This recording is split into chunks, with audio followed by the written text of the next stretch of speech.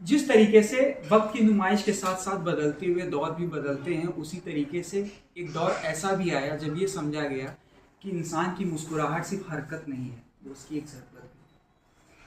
तो अगर इतिहास के साक्ष्य में आप कुछ उसको खोजने की कोशिश करोगे तो एक दौर ऐसा भी था कि प्राचीन भारत के काल जब आया तो उस प्राचीन भारत के इतिहास में एक इजिप्ट सिविलाइजेशन हुआ करती थी।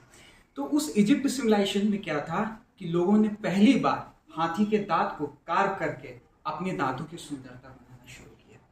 फिर बदलते वक्त के इतिहास के साथ साथ लोगों के बीच में मारपीट होने लगा, क्योंकि ये तो मानव का स्वभाव है, वो तो बदलेगा नहीं। तो जब लोगों के बीच में मारपीट होने लगा तो वो जो दो लोगों के मारपीट में दांत टूटे हुए करते थे, वहां पे कभी स्टोन्स ने जगह ली। तो there was a new concept who develop a replacement of tooth. फिर धीरे धीरे क्या हुआ कि एक सोसाइटी जन्मी यूरोप में। जब फ्रेंच रिवॉल्यूशन अपने आप में जगह ले रहा था तो रेनेसा का पीरियड था, जिसको हम पुनः जागरण बोलते हैं।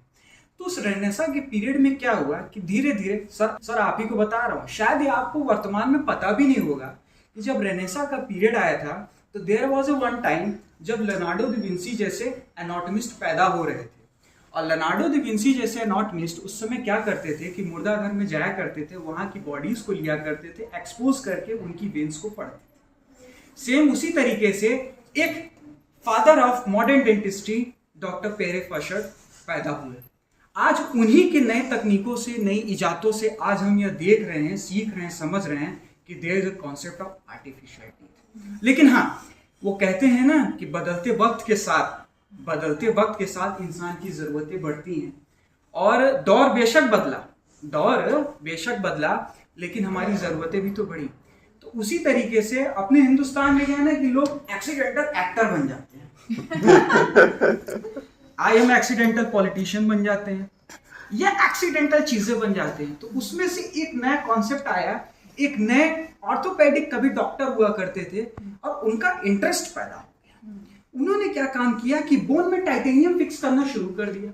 और उस तरीके से एक नया कॉन्सेप्ट आया हमारे डेंटिस्ट्री में, ऑस्टियो इंटीग्रेशन। अब वो साइंटिस्ट कोई और नहीं था, वो डॉक्टर कोई और नहीं था, वो स्वीडन के जाने माने डॉक्टर ब्रेनार्ड हुआ करते थे। तो डॉक्टर ब्रेनार्ड का ये कंसेप्ट सबसे इतना लाभदायक रहा कि आज हमारी डेंटिस्ट्री का वो बेस जो कहते हैं कि हमको परमानेंट चाहिए, वो उस पर डिपेंड करता है। मगर